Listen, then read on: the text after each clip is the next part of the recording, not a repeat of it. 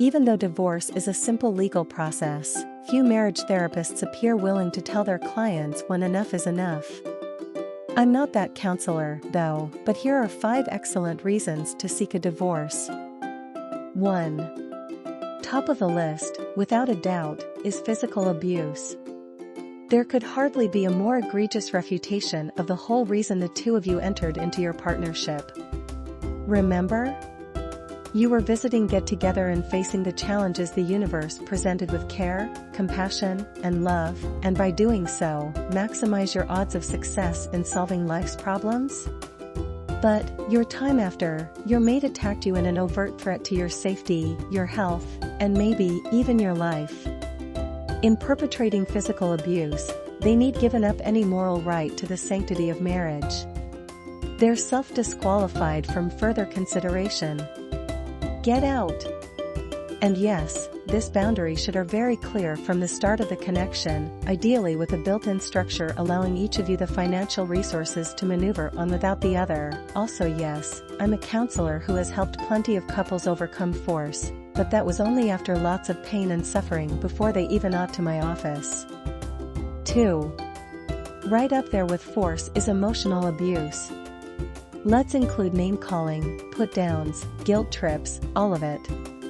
There is a muckle more, silent treatment, anyone, but you get the thought.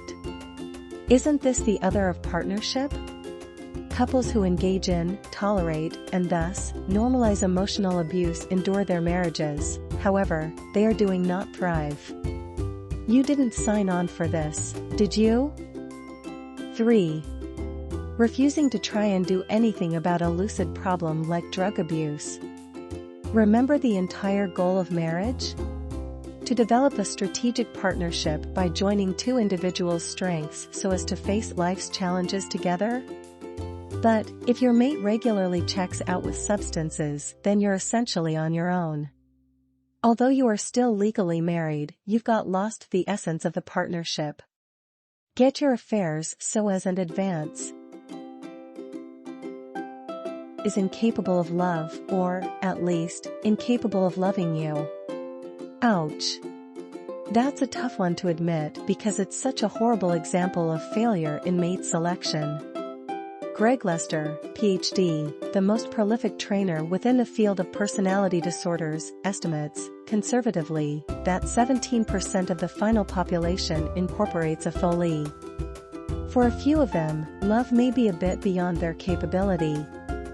For those folks who do love, this may be difficult to understand. The concept that there are human-shaped objects who appear as of people but who are incapable of the foremost defining activity indicative of humanness, loving other humans, is horrifying.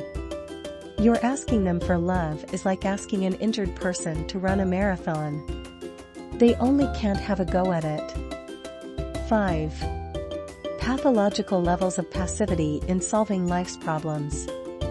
Don't we all know of somebody, hope it isn't you, married to a pleasant enough person, but one who just can't helpfully participate in problem-solving conversations? They don't seem to be drunks, they don't seem to be physically or emotionally abusive, and that they might even love, at least, somewhat. But when it involves being a real partner, they're AWOL and you're on your own.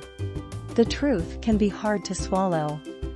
Now, you might disagree with the above list and/or disagree with the idea of divorce altogether, but you have to agree that there are at least some occasions upon which we should follow Bus's advice and cut our losses. After all, our ancestors did, and we wouldn't be here if it weren't for them. Getting over divorce denial. Most of our denial about whether or not to get a divorce evaporates when we ask ourselves one simple question: would I advise my adult child to stay in a relationship that was just like mine? Think about it, loveless, abusive, all alone except for the company of someone so impaired I might as well actually be alone? When we think of our precious children and whether or not we'd tell them to stay, most of us would sadly inform them, you need a divorce.